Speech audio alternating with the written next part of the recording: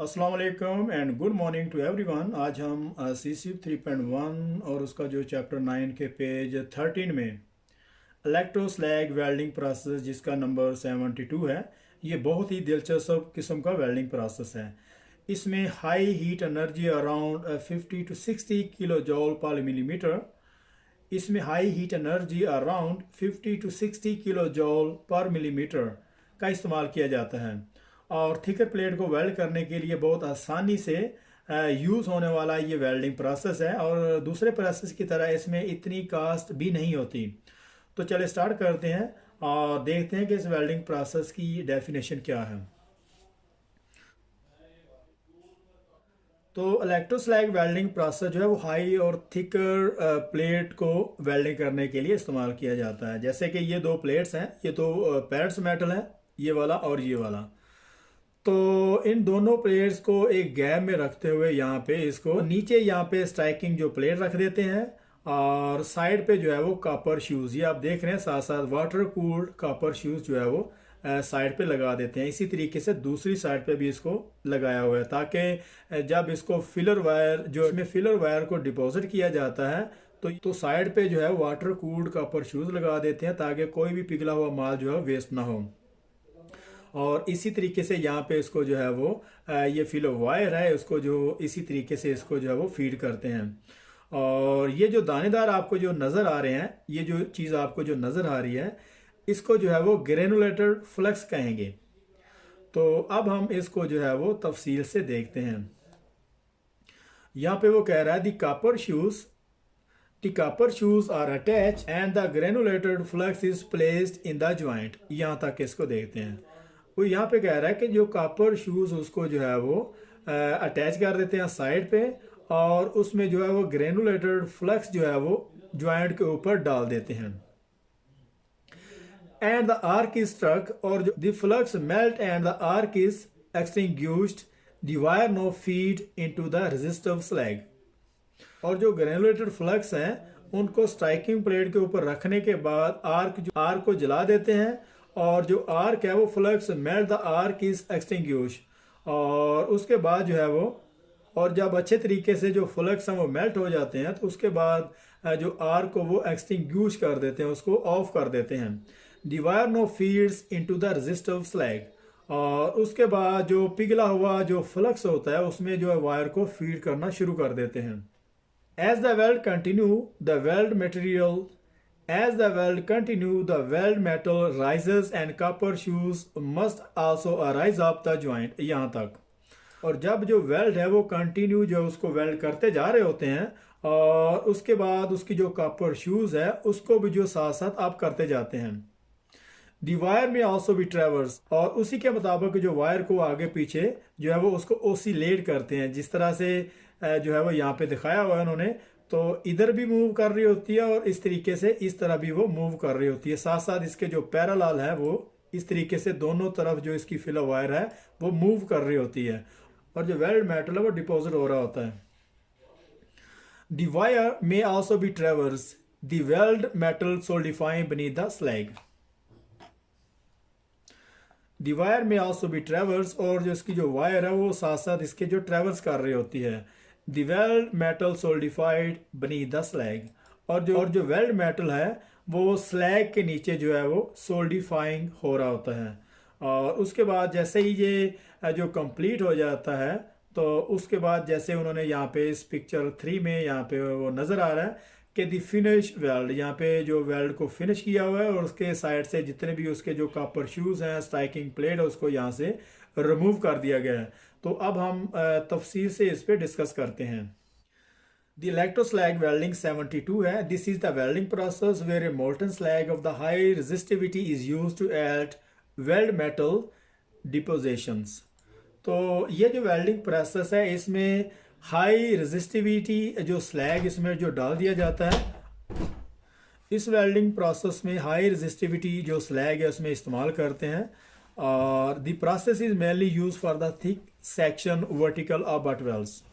और इस welding process में जो है वो वर्टिकल अप और हाई थिकर जो प्लेट है उसको वेल्ड करने के लिए इस्तेमाल किया जाता है। First a highly resistive granular flux is place in the bottom of the joint on the striking plate. यहाँ तक इसको देखते हैं। और सबसे पहले दो पार्ट्स के जो दरमियान उसको जो गैप रखा हुआ है उसके नीचे एक स्ट्राइकिंग प्लेट रखते हैं और and a set of water cooled copper shoes are attach to each side of the joint. और साइड पे उसके जो है वो कॉपर कूल्ड शूज जो है वो अटैच कर देते हैं। An arc is struck which melt the flux, producing a molten slag that is kept from flowing out of the joint by the copper shoes। जब उसमें जो ग्रैनुलर फ्लक्स है उसमें प्लेस कर देते हैं स्ट्राइकिंग प्लेट के ऊपर और साइड पे जो कॉपर जो वाटर कूल्ड कॉपर शूज जब अटैच कर देते हैं तो और उस वक्त जो आर्क है उसको ऑन कर देते हैं। और वो जो आर्क है वो जो ग्रेनुलर फ्लक्स है उसको अच्छे तरीके से मेल्ट कर देती है। और जो साइड पे लगे जो कॉपर शूज़ हैं वो जितना भी पिघला हुआ जो मोल्टन फॉर्म में जितना भी उसमें अंदर कंटेंट होता है उसको जो है वो कीप रखता है। The arc is extinguish and wire no feed into the molten flux bath. यहाँ तक। और जो जब वो ग्रेनुलर फ्लक्स अच्छे तरीके से मेल्ट हो जाता है तो उसके बाद जो आर्क है उसको जो है वो ऑफ कर देते हैं, उसको एक्सटिंग्विश उसको बुझा देते हैं। और उसके बाद जो वायर है उसको जो उसी मॉल्टन जो फ्लक्स बाथ है उसमें जो फीड करना शुरू कर देते हैं। The heat generator is sufficient to melt both the wire and the side wall of the welded joint. और जो हीट प्रोड्यूस होती है वो इतनी होती है कि फिल वायर और जो बेस मेटल के जो साइड वॉल है उसको अच्छे से फ्यूज कर सके। The wire and welding head may be travels oscillated backward and forward along the joint line to produce an even fusion rate. यहाँ तक। और जो वायर है वो वेल्डिंग हेड के थ्रू आगे पीछे जो ओसिलेटेड कर रही होती है बैकवर्ड और फॉरवर्ड ताकि जो जो वेल्डेड ज्वाइंट है उसकी जो फ्यूजन रेट हासिल हो सके। मतलब ये उसका कहने का बनता है कि जो उसका जो वेल्डिंग हेड होता है वो आगे पीछे मूव कर रहा होता है फिलर वायर को डिपॉजिट करने के लिए ताकि जो है वेल्ड को जो है वो उसकी फ्यूजन रेट हासिल हो सके। मैनी वायर में B use when welding thicker section. और अगर प्लेट बहुत ज़्यादा मोटी है तो वहाँ पे बहुत ज़्यादा वायर भी इस्तेमाल हो सकती हैं। यहाँ से अभी हम इसको स्टार्ट करते हैं। Welding take place and both the welds and copper shoes rises to top of the seam. और जैसे जैसे नीचे से जो वेल्डिंग जो है वो कंप्लीट जो हो रही होती है तो उसी तरीके से जो उसके कॉपर शूज़ हैं उसको भी जो है वो साथ साथ अप करते जाते हैं। यहाँ से अभी इसको स्टार्ट करते हैं। On completion the shoes are removed and the weld is cleaned.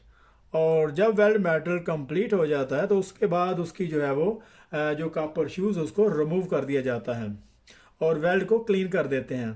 The high heat energy of this process typically around 50 to 60 kilo joule पर millimetre result in a large and brittle grain structure. यहाँ तक। और इस welding process की जो heat energy है वो around 50 to 60 kilo joule पर मिलीमीटर होती है। और इसकी वजह से जो हमारा स्ट्रक्चर है जो बेस मेटल है उसमें लार्ज और ब्रिटल ग्रेन जो है वो बन सकते हैं। और ये जो लार्ज और ब्रिटल ग्रेन स्ट्रक्चर हैं इसमें बहुत ही जल्दी जो है वो क्रैकिंग आने के चांसेस बन सकते हैं। If good toughness is required in the joint then a complete normalizing heat treatment must be done to the steel। अगर इस स्ट्रक्चर में जो है वो टफनेस चाहिए तो मस्ट भी वहाँ पे जो है वो नॉर्मलाइजिंग हीट ट्रीटमेंट प्रोसेस जो है वो करना होगा। अगर इस स्ट्रक्चर में टफनेस की रिक्वायरमेंट है तो तब जो है वहाँ पे लाजमी नॉर्मलाइजिंग हीट ट्रीटमेंट प्रोसेस की ज़रूरत होगी। यहाँ से इसको देखते हैं। This is an expensive heat treatment. ये बहुत ज़्यादा महंगा हीट ट्रीटमेंट प्रोसेस है। But is often the case that the high cost of the heat treatment is very much offset by the speed of the welding thick section vertical up butt welds. और ये जो normalising heat treatment process है ये बहुत ज़्यादा महंगा जो है वो प्रोसेस है। तो और अगर हम वेल्डिंग प्रोसेस के साथ कंपेयर करते हैं तो वेल्डिंग प्रोसेस जो बहुत ज़्यादा जो है वो आसानी से और बहुत ज़्यादा प्रोडक्टिव देता है। अगर उसके मुकाबले में अगर हम इस एक्सपेंसिव हीट ट्रीट प्रोसेस को जो कंपेयर करते हैं तो फिर जो है वो बहुत ज़्यादा सस्ता पड़ता है। मतलब उस वेल्डिंग जो थिकर वेल्डिंग प्लेट को बहुत आसानी से और बहुत जल्दी जो है वो कंप्लीट करने वाला ये वेल्डिंग प्रोसेस है। तो उसके मुकाबले में अगर ये अगर ये एक्सपेंसिव हीट ट्रीटमेंट प्रोसेस अगर यूज़ भी कर लें तब भी जो उसकी कास्ट जो है वो बहुत कम पड़ती है। A further development of this process is consumable guide electroslag welding shown below, where the welding head remains stationary and the wire is fed down through an oscillated guide। और ये जो मज़ीद उन्होंने जो है वो एक नया वेल्डिंग प्रोसेस जो है वो डेवलप किया है, और जिसमें क्या करते हैं, उसके जो वेल्डिंग हेड है वो एक जगह पे, और इस वेल्डिंग प्रोसेस में इसका जो वेल्डिंग हेड है वो एक जगह पे जो है वो स्मूथ रहता है, साकर रहता है, और जो वायर है वो आगे पीछे ओसिलेटेड हो रही होती है, which is also become consume in the welds. और जो फिलर वायर वो वहाँ पे कंज्यूम हो रही होती है। This increase the range of chemical composition of the weld metal available to the welding engineer.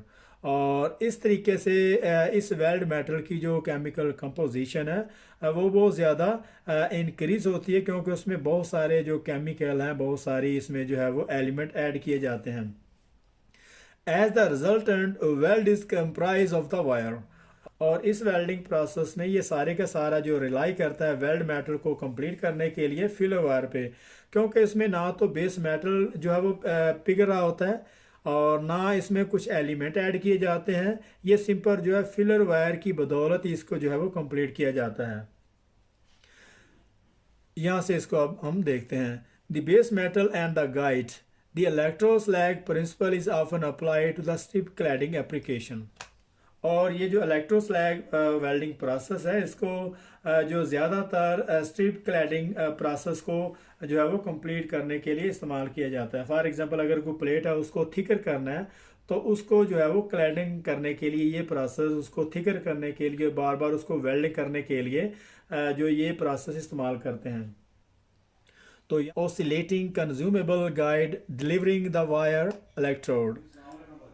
और इसमें इस डायग्राम में उन्होंने दो प्लेट्स को जो है वो आपस में वेल्ड करने के लिए यहाँ पे एक पिक्चर दी हुई है। इसके नीचे जो स्ट्राइकिंग प्लेट है और साइड पे कॉपर शूज़ को अटैच किया हुआ है। तो इस नीचे डायग्राम में oscillating consumable guide delivering the wire electrode. तो यहाँ पे उन्होंने दो बेस मेटल को आपस में इलेक्ट्रोस्लैग वेल्डिंग प्रोसेस के थ्रू इसको वेल्ड किया है। तो इसमें देखते हैं, तो नीचे उन्होंने एक गैप रख, दोनों प्लेट के दरमियान आपस में गैप रखने के बाद नीचे स्ट्राइकिंग प्लेट लगा दी है, और साइड पे जो है वो कॉपर शूज़ लगा दिए हैं कि जो भी हमें फिलर मेटल स्लैग इसमें डालते हैं तो वो मेल्ट होने के बाद वेस्ट ना हो। और उसके बाद उसमें जो है वो स्लैग डालने के बाद उसको जो आर को जला दिया जाता है, और जब वो स्लैग अच्छे तरीके से जो है वो मेल्ट हो जाता है उसके बाद आर को ऑफ कर देते हैं। और ऑफ करने के बाद उसमें जो है वो फिलर वायर को जो डिपॉजिट करना शुरू कर देते हैं। और जैसे जैसे वेल्ड होता जा रहा होता है तो जो कॉपर शूज़ भी साथ साथ उसको ऊपर जो है वो प्लेस करते जाते हैं। और इसी तरीके से जब जो वेल्ड वो कंप्लीट हो जाता है, तो यहाँ पे उन्होंने नंबर 3 में एक कंप्लीटेड जो है वेल्ड मेटल यहाँ पे दिखाया हुआ है। उसको अच्छे तरीके से उसकी जो कॉपर शूज़ है हर चीज़ यहाँ से उसको रिमूव कर दिया है। तो यहाँ पे हमारा चैप्टर 9 का जो पेज 13 था यहाँ पे ख़त्म हो रहा है। तो मिलते हैं नेक्स्ट पेज में, तब तक के लिए अल्लाह हाफिज़।